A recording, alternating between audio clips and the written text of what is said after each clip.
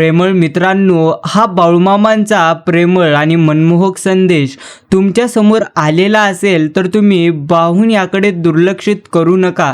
कारण स्वतः गुरुमाऊली तुम्हाला आज काहीतरी सांगू इच्छितात, म्हणून तुम्ही मात्र तुमचा किमतीचा वेळ देऊन हा गोड संदेश पुढे नक्कीच ऐका.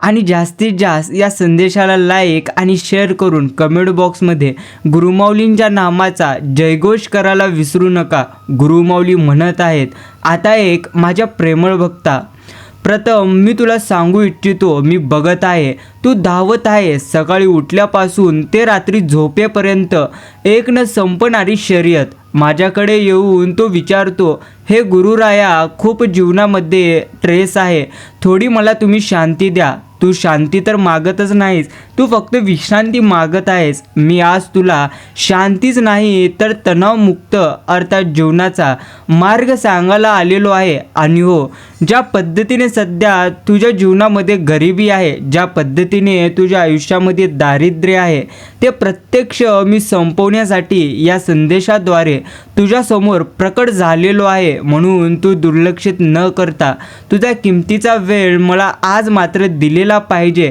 लक्षपूर्वक एक तू स्वतःला विचार, कशाचा तुझ्यावरती तणाव आहे, अपेक्षित यशाचा जे अजून तुला मिळालेच नाही, भूतकाळातील चुकीचा जी आता मात्र बदलता येणार नाही, का लोकांच्या मतांचा ज्याचा तुझ्या अस्तित्वावर काहीही परिणाम होत नसतो. लक्षपूर्वक एक तणाव बाहेर नव्हे तर तो तुझ्या आत तयार होतोय. जेव्हा तुझे मन या क्षणात जगण्याऐवजी भविष्यातील चिंतेत किंवा भूतकाळातील पश्चातापात अडकते, तेव्हा तो तणाव निर्माण करतो. आणि हो, मी तुला 3 सोप्या गोष्टी आज सांगतोय, ज्या तुझ्या जीवनात शांती मात्र नक्कीच आणतील. पहिले म्हणजे न बदलणाऱ्या गोष्टी स्वीकारायला शिक. प्रथम, ट्रॅफिक जाम आहे, पाऊस पडतोय, माणसांचे स्वभाव वेगळे आहेत, या गोष्टींवर तुझा मात्र ताबा नाही. ज्यावर तुझा ताबा नव्हे त्यासाठी कधी ऊर्जा खर्च करू नकोस. ती गोष्ट सरळ सरळ सोडून दे. तुझे काम फक्त प्रयत्न करणे आहे. त्यांचे रिझल्ट काय येतात हे मात्र तू परमेश्वरांवर सोड. आणि दुसरी गोष्ट, तुझं मन सर्वात जास्त थकतं कारण ते नेहमी प्रत्यक्ष चालू म्हणजेच ऑन असतं. मोबाईल, टी व्ही किंवा इतर सोशल मीडिया ही सगळी माहिती तुझ्या मनाला आवश्यक नॉईज मात्र नक्कीच देत आहे. दिवसातून निदान 1 तास तरी या स्क्रीनपासून लांब राहा आणि निसर्गात जा, मुलांशी खेळ, पुस्तकाचे पान पलट, शांतता शोध. शांती खरी तिथेच लपली आहे. आणि तिसरी गोष्ट, जेव्हा तुला खूप असा तणाव वाढतो तेव्हा काही करू नकोस, फक्त श्वास घे, खोल श्वास घे आणि शांत मनाने माझे असे संदेश ऐक. नक्कीच तुला तुझ्या मनाला आनंद मिळेल आणि भरपूर अशा गोष्टी तुला शिकायला मिळतील. बाकी तुम्ही सर्वजण माझ्यासाठी खूप खास आहात. तुम्ही या जगात एवढे मोठे आव्हान स्वीकारले आहे, माणूस बनून जगणे. मला तुमच्याकडून परिपूर्णता नको आहे, मला फक्त तुमचं प्रयत्नशील हृदय हवं आहे. मी तुमच्या चुका मोजत नसतो तर तुमच्यातील लढण्याची प्रथम जिद्द मोजतो. मी तुम्हाला नेहमी सांगतो, थांबा थांबा आणि आयुष्य जगा. तुमचा वेळ पैसा कमवण्यात नव्हे तर क्षण जमा करण्यात गेला पाहिजे. तुझा तणाव कमी कर, कारण मला तुला हसताना पाहायला आवडतं. आणि हो, माझा मनाचा आशीर्वाद तुझ्या प्रयत्नांना आणि तुझ्या शांत मनाला कायम राहतो. म्हणून आता मात्र शांत हो. मी तुझी प्रार्थना ऐकली आहे. तू माझ्यासाठी लढतो, नक्कीच माझ्या नावावर भांडतो, पण तू माझ्यासाठी काय करतो? मी आज तुझ्यासमोर उभा आहे, एक असा प्रश्न घेऊन जो तू कधी स्वतःला विचारलेला नाही. मी तुला प्रथम एक गोष्ट सांगतो, आयुष्यामध्ये जे गोष्ट तुझ्या आयुष्यात होते ती घडण्यामागे, ती गोष्ट होण्यामागे माझी त्यामागे योजना असते. जर तुझ्या आयुष्यात आज भरभरून असे दुःख आलेले असेल आणि तुला वाटत असेल की भगवंत जे करतात ते मात्र कधी योग्य करत नाहीत, तर मग मात्र तिथे तू चुकतो. आयुष्यात ज्या गोष्टी घडतात त्या फक्त भगवंतांच्या इच्छेनुसारच घडतात. आणि जर तुझे कर्म यामध्ये चढवे आले तर मग मात्र कोणती गोष्ट घडू शकते. म्हणून तू मात्र आता तुझ्या कर्मावरती लक्ष केंद्रित केलं पाहिजे. आणि हो, माझ्या प्रेमळ भक्तांनो, आज मी तुम्हाला भविष्याची चिंता आणि भूतकाळाचा भार या दोन्हींपासून अगदी मुक्त करण्यासाठी आलेलो आहे. तुम्ही मला नेहमी विचारता की हे गुरुराया, हे बाळूमामा, आम्हाला आनंद आयुष्यामध्ये कधी मिळेल? कधी आमचं जीवन आनंदमय होईल, आमच्या जीवनामध्ये आनंदाची लाट केव्हा येईल? तर प्रथम आनंद कधीही मिळवायचा नसतो, तो ओळखायचा असतो. तुम्ही कुठे हरवली आहात? तुम्ही कालच्या चुकांवर प्रत्यक्ष रडत आहात, पण कालचा दिवस मात्र संपला. तू उद्याच्या स्वप्नांची योजना तर करतो, पण उद्या अजून मात्र तुझा आलेला नाही. हो, तू ज्या एका क्षणात जगत नाही तोच क्षण जीवन असतो. तुला एक सुंदर भेट मी मात्र दिली आहे, आणि ती म्हणजे आज. आणि हो, तुझ्या हातातला चहाचा कप, तुझ्या मुलांचे निरागस असो, तुझ्या श्वासाची लय, या सगळ्या गोष्टी याच क्षणात भरपूर असा आनंद आहे. फक्त तुला यांचा अनुभव योग्य आणि सकारात्मक गोष्टीने मात्र घ्यायचा आहे. आणि हो, तू तुझ्या कामावर नव्हे तर तुझ्या चांगल्या सवयीवर लक्ष केंद्रित कर.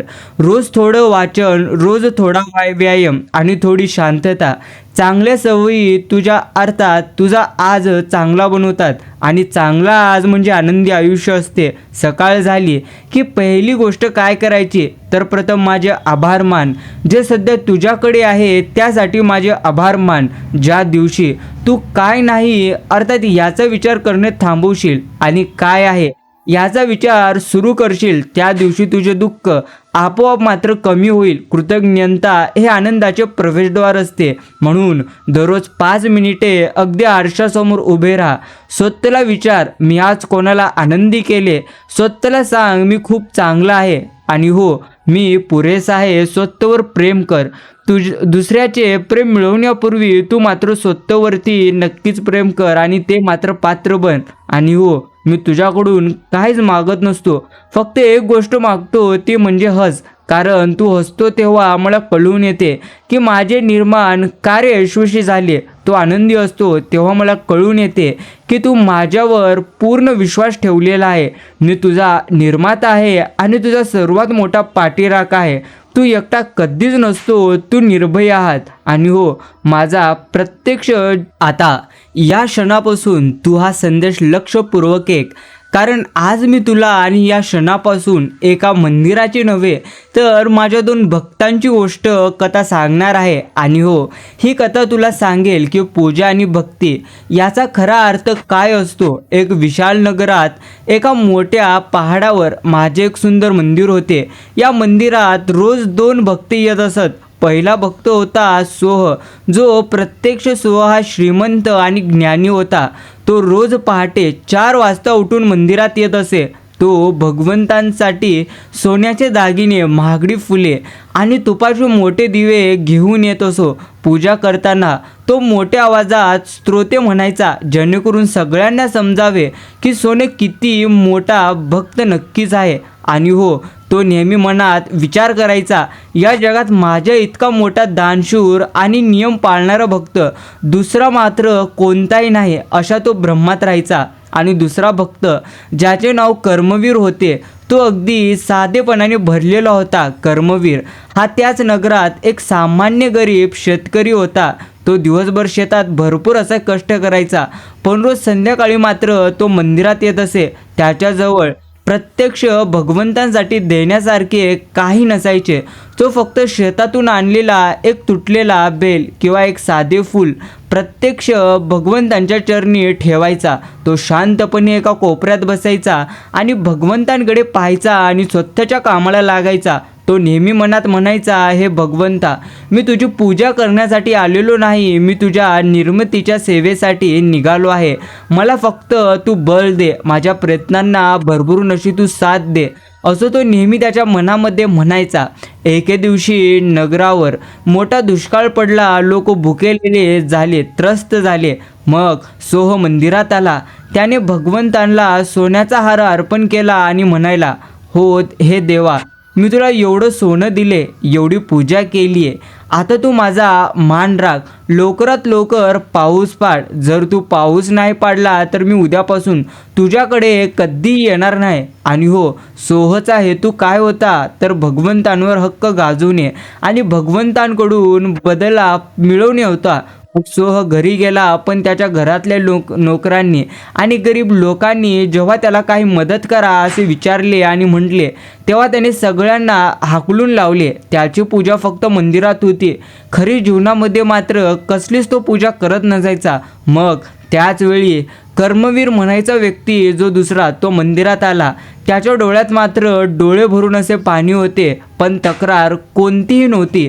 त्याने फक्त भगवंतांच्या चरणी ते साधे फूल ठेवले आणि शांतपणे म्हणाला, हे देवा, मी तुला आज काहीच देऊ शकत नाही. माझ्या शेतात काही देखील उगवले नाही, पण मी घरी जे काही थोडे धान्य जपून ठेवले होते ते मी आज भुकेलेल्या लोकांना वाटले आहे. आता माझ्याकडे काही देखील उरले नाही बघ. त्याने माझ्याकडे पाऊस मागितला नाही. तो म्हणाला, तू माझ्यावर जो विश्वास ठेवला आहेस तो मी तुटू देणार नाही. उद्या मी शहरात जाऊन मिळेल ते काम करेल आणि त्यातून जे मिळेल ते पुन्हा इतरांना देईल. तू माझ्या मनातील सेवा करण्याची ज्योत फक्त तेवत ठेव.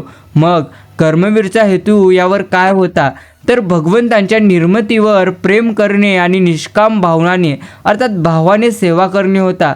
मग रात्री भगवंत कर्मवीरच्या स्वप्नात नक्कीच आले आणि त्याला आशीर्वाद दिला. दुसऱ्या दिवशी सोह मंदिराच्या दारात आला. त्याला पाऊस पडलेला मात्र दिसला नाही. त्याने भगवंतांच्या मूर्तीकडे रागाने पाहिले आणि आपल्या नोकरांना माझ्यावरचा सोन्याचा हार काढायला लावला. म्हणजे भगवंतांवरचा त्याचा व्यवहार अगदी तिथे मात्र आता संपला होता. पण कर्मवीर सकाळ होताच कामाच्या शोधात निघाला. त्याची झोपडी होती, पण त्याच्या झोपडीच्या दारावर मात्र काही गरीब लोक थांबले होते. त्यांना वाटले, हा माणूस काळ उपाशी झोपला आहे, आपण त्याला मदत करू. मग त्या लोकांनी कर्मवीरसाठी आपल्या भाकरीचा एक तुकडा आणि थोडे पाणी आणले होते. मग भगवंत आता स्पष्ट गंभीर आवाजात म्हणतात, माझ्या प्रेमळ भक्तांनो, या कथेचा अर्थ इतकाच आहे. सोह मला अर्थात लाच देत होता. तो पूजा आणि दान करून माझ्याकडून काहीतरी मिळवण्याची अपेक्षा ठेवत होता. त्याने प्रेम नव्हे तर तो एक पद्धतीचा व्यवहार केला. आणि कर्मवीर प्रेम करत होता. त्याने माझ्याकडून काही मागितले नाही.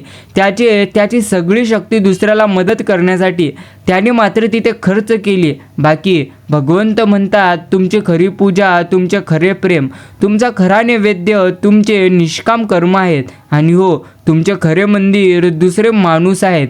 हे प्रथम तुम्हाला नक्की समजलं पाहिजे. म्हणून गुरु माऊली म्हणतात, एवढं रडू नकोस, माझ्या दारी तू आलेला आहेस म्हणजे अजूनही तुझं नशीब संपलेलं नाही. तू म्हणतोस की हे गुरुराया, मी भरपूर असे प्रयत्न केले पण काही माझ्या मात्र हाती लागलं नाही, काही देखील तिथे होत नाही. अरे, प्रथम प्रयत्न केलेस पण श्रद्धा मात्र अर्धवट ठेवलीस. तू रोज म्हणतोस, हे गुरुराया माझं भाग्य नाही, पण तुला माहिती आहे का, भाग्य असतं ते कर्मानं बदलतं. तू हात जोडतोस पण मनात मात्र संशय धरतोस. असं कधी होणार नाही. लक्षपूर्वक ऐक, मी तुझ्याजवळ आता उभा आहे आणि तू मात्र बाहेर मला शोधतो आहेस. तू म्हणतोस, माझं आयुष्य अंधारात गेलं. अंधाराचा प्रथम राग का करतो? अंधारच दाखवतो की प्रकाश किती मौल्यवान असतो. तू हारलास असं नव्हे, तू फक्त थकला आहेस. म्हणून थोडा विसावा घे आणि थांबू नकोस. आणि भक्त कायम भगवंताला म्हणतात, मी खूप दुःखी आहे. लोक माझ्यावर असतात, अपयश दाखवतात. मी थकलो.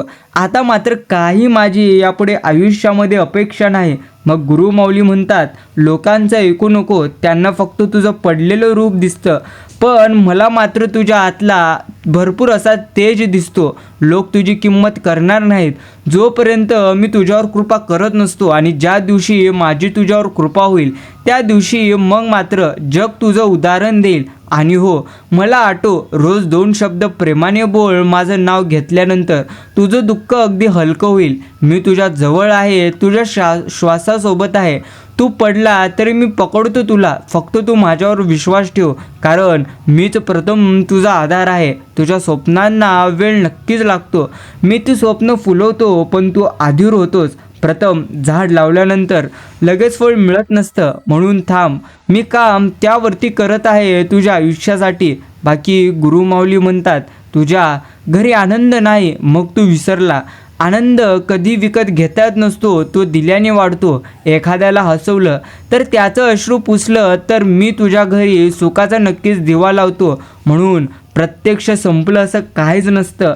जेव्हा शेवट प्रत्यक्ष वाढतो तेव्हाच नवा अध्याय मात्र सुरू होतो. म्हणून कायम माझं नाव घे आणि पुढे चल. तुझ्या प्रत्येक पावलावर मी नक्कीच आहे, पण तुझी परीक्षा मला मात्र घ्यावीच लागेल. मी तुला शिक्षा देत नसतो, मी तुला घडवत असतो. जे तुला त्रास देतात तेच मात्र तुला शिकवत असतात. जे तुला सोडून गेले तेच तुला मजबूत करत असतात. आणि एक दिवस नक्कीच लवकर येईल ज्या दिवशी तू माझ्याकडे पाहून म्हणशील, हे गुरुराया, हे बाळूमामा, खरंच तुम्ही सोडलं नव्हतं. त्या दिवशी माझा अभिमान मात्र होईल की हा माझा खरा भक्त आहे, ज्याने अंधाराती माझ्यावर विश्वास ठेवला. म्हणून कायम प्रथम तू स्वतःवरती विश्वास ठेव. आणि हो, आता मात्र प्रत्यक्ष तू थांब. इतकं धावतोस कुठे? प्रत्येक दिवशी तुला मी पाहतोय, कधी रडत, कधी थकल्यासारखा, कधी एकटाच बोलताना. तू कायम म्हणतोस, हे भगवंता मला तू उत्तर दे. मग हेच तर आता उत्तर आहे. फक्त तू लक्षपूर्वक नक्कीच ऐक. खरंच प्रत्यक्ष भगवंताला भक्त म्हणतो. खरंच भगवंता तू ऐकतोस का? मी रोज तुझ्या चरणी प्रार्थना करतो, पण काही देखील घडत नाही. आयुष्यामध्ये एक क्षण देखील योग्य मात्र माझा जात नसतो. प्रत्येक दार आता मात्र बंद झाले आणि प्रत्येक माझे स्वप्न प्रत्यक्ष फाटले. कधी कधी वाटतं आता मात्र आयुष्य जगणं नक्कीच बस झालं. मग यावर भगवंत म्हणतात, असं वाटणंही साहजिक आहे, कारण मी तुला माणूस केले, भावना दिल्या आहेत. पण लक्षपूर्वक एक, मी तुझं दुःख कधीच काढून घेत नसतो. मी तुला ते सहन करण्याची अगदी शक्ती देतो. जेव्हा सगळं उलट चालतं तेव्हा मी तिथेच असतो, तुझ्या मनाच्या आत शांत उभा. तू म्हणतोस, हे भगवंता तू मात्र दिसत नाहीस. अरे प्रथम दिसणार नाही ना मी. जर मी दिसलो असतो तर तुझ्या श्रद्धेला काही देखील अर्थ उरला नसता. आणि हो, भीती वाटणं हे प्रथम चुकीचं नव्हे, पण भीती तुला थांबवून देणं प्रत्यक्ष हे चुकीचं आहे. तू चालत राहा, जरी तुझ्या पायाखाली काटे असले तरी. प्रत्यक्ष कारण मी तुझ्या पावलांखाली हात ठेवतोय. फक्त तुला ते मात्र दिसत नाही, बस एवढंच. आणि नशीब बदलतं तेव्हा नाही जेव्हा तू मागतोस माझ्याकडे. भरभरून असं माझ्याकडे नैवेद्य ठेवतो, भरपूर अशी भगवंतांची भक्ती करतो, तेव्हा प्रत्यक्ष तुझं नशीब बदलत नसतं, तर तेव्हा बदलतं जेव्हा तू स्वतःवरती देखील विश्वास ठेवतो आणि माझ्यावर विश्वास ठेवतो. मी वेळ घेतो, पण रिकाम्या हातानं कुणालाही कधी परत पाठवत नसतो. म्हणून आता मात्र तुला नक्कीच माझ्यावर विश्वास ठेवायचे. तू जे गमावलं आहेस ते तुला परत देईल, पण चांगल्या रूपात. तू जे तुटलास ते पुन्हा जुळेल, पण मजबूत होऊन. प्रत्यक्ष आणि तू जो आज रडतोस तोच उद्या लोकांना हसवायला मात्र कारणीभूत नक्कीच ठरेल. मला माहिती आहे, लोक तुला कधी समजून घेत नसतात. कधी कधी प्रत्यक्ष तुझे माणसं तुझ्यापासून पाठ फिरवतात. पण कायम स्मरणात ठेव, लोक जातात पण भगवंत कधी कुठून जात नसतो. म्हणून भगवंत कायम तुझ्या पाठीशी आहे. आणि हो, भगवंत म्हणतात, जेव्हा वाटतं की सगळं काही संपलं आहे तेव्हा मात्र मी नव्याने सुरुवात करतो. मी तुझ्या जीवनाचे नवीन पान लिहितो. फक्त तू थांब, हार मानू नकोस, कारण तुझं आयुष्य मी स्वतः घडवते. कधी परीक्षा म्हणून, कधी अनुभव म्हणून, पण शेवटी मात्र फायदा तुझाच होतो. फक्त यावरती विश्वास ठेव. म्हणून डोळे मिट आणि आता दीर्घ असा श्वास घे. आणि यापुढे ज्या गोष्टी मी तुला नक्कीच सांगतोय त्या मात्र तू लक्षपूर्वक, प्रत्यक्ष लक्षपूर्वक एक. गुरु मौली म्हणतात, ज्या गोष्टी आजपर्यंत तुझ्यापासून दूर नक्कीच गेल्या आहेत त्या गोष्टी तुझ्या मात्र भाग्यामध्ये नव्हत्या अशा समजू नकोस. तर ज्या गोष्टी तुझ्यापासून दूर गेल्या आहेत त्या गोष्टी मात्र तुझ्यासाठी कधीही बनल्या नव्हत्या. म्हणून आता ज्या गोष्टी तुझ्याकडे नक्कीच आहेत त्या गोष्टींचा भरभरून असा आनंद घे. बाकी जे तुला आयुष्यामध्ये आज मिळालं आहे त्याचा देखील तू भरभरून असा आनंद घे. कारण आयुष्यात जे काही भगवंत देतात ते मात्र योग्यच देतात. फक्त तुला मात्र त्यावरती विश्वास आणि स्वतःवरती देखील विश्वास ठेवायचे. आज जे तुझ्या आयुष्यात घडते ते फक्त एका कार्यासाठी आणि एका कार्यामुळे घडते. म्हणजे ते कार्य तुझे कर्म आहे. तुझे कर्म जे काही तू भूतकाळात कर्म केलेलं आहेस, अर्थात त्या भूतकाळातील कर्मामुळे सध्या तुझ्या आयुष्यामध्ये भरभरून असे दुःख आहे, भरभरून अशा वाईट गोष्टी चालू आहेत. पण जर तुझे लक्ष केंद्रित तू तुझ्या कर्मावर आता केलेस तर नक्कीच येणाऱ्या काळात भरभरून असे तुझे भविष्य नक्कीच उजळून जाईल. फक्त तुला मात्र तुझ्या प्रत्यक्ष नशिबावरती नव्हे तर कर्मावरती विश्वास ठेवायचे. बाकी गुरुमौली म्हणतात, प्रत्यक्ष तू जेव्हा विचारतोस की मीच का, तेव्हा मात्र मी म्हणतो कारण तूच त्यासाठी बनला आहेस. मी तुला सोपं आयुष्य कधीही देऊ शकलो असतो, मग तू महान कसा झाला असतात. अडचणी नाहीत म्हणजे अनुभव नाहीत, आणि अनुभव नाही म्हणजे वाढ देखील नाही. तू आज ज्या वादळातून चाललेला आहेस तेच उद्या तुला अडथळ्याच नाही तर संधीचा अर्थ प्रत्यक्ष समजावेल. आणि हो, थकलास म्हणून कधी थांबायचं नसतं. थोडं विसावा पण हार मानू नकोस. तू पडला तरी काही हरकत नसते, मी उचलतो तुला. पण तू मात्र कधी तुझं चालणं बंद करू नकोस. जेव्हा तुला वाटतं की सगळं काही संपलं तेव्हा मी नव्याने काहीतरी सुरू करतो फक्त तुझ्यासाठी. पण तू मात्र अधीर होतोस की कधी होईल असं मात्र भरपूर घाईत असतो. प्रत्यक्ष बी लावल्यानंतर लगेच झाड येत नसतं, त्यासाठी वेळ लागतो. तसंच तुझ्या मेहनतीचे झाड मी रुजवतोय. फक्त तुला मात्र स्वतःवरती विश्वास ठेवायचे. आणि हो, तू माझ्यावर नाही स्वतःवर विश्वास ठेव. मी तुझ्यातच आहे. तुझं धैर्य, तुझी शक्ती, तुझं प्रेम हेच तर प्रत्यक्ष मी आहे. म्हणून तू जसा विचार करतो मी काहीच करू शकत नाही, तिथंच तू मात्र चूक करतोस. मी रोज तुला संकेत देतो, कधी एखाद्या वाक्यात, कधी एखाद्या माणसाच्या रूपात, आणि कधी तुझ्या मनातल्या शांत आवाजात. फक्त तू तो आवाज मात्र ऐकायला शिक. आणि हो, मी तुझ्यापासून लांब नव्हे, तूच तुझ्या विचारांनी माझ्यापासून सध्या मात्र दूर गेलेला आहेस. बाकी हो, मी पुन्हा संधी देण्यासाठीच आहे. मी तुला शिक्षा कधी देत नसतो, मी तुला शिकवतो. प्रत्येक चूक म्हणजे एक नवीन दिशा नक्कीच असते. तू पडला आहेस पण कधीही संपला नाहीस. म्हणून प्रत्यक्ष भगवंतांवर आणि स्वतःवर विश्वास ठेव. जे तुझ्या भूतकाळातील मागील काळात घडले त्यावरती कधी लक्ष केंद्रित करू नको. फक्त त्यातून जे काही तू शिकलेला आहेस त्या गोष्टी योग्य पद्धतीने आत्मसात कर आणि पुढील भविष्यासाठी फक्त कर्म करत चल. विचार घेऊ नको, अर्थात करू नको. आणि हो, तुझी आतुरता माझ्यापर्यंत पोहोचली आहे. तू नेहमी बाह्य जगाची रहस्य शोधतो, पण आज मी तुला आतल्या जगाचं रहस्य सांगणार आहे. मी तुला जगातील सर्वात मोठी शक्ती दिली आहे, पण तू ती कुठे वापरत आहेस. मी तुला मन दिले आहे. तुझे मन ही फक्त एक जागा नव्हे, ती एक निर्मितीची प्रयोगशाला आहे.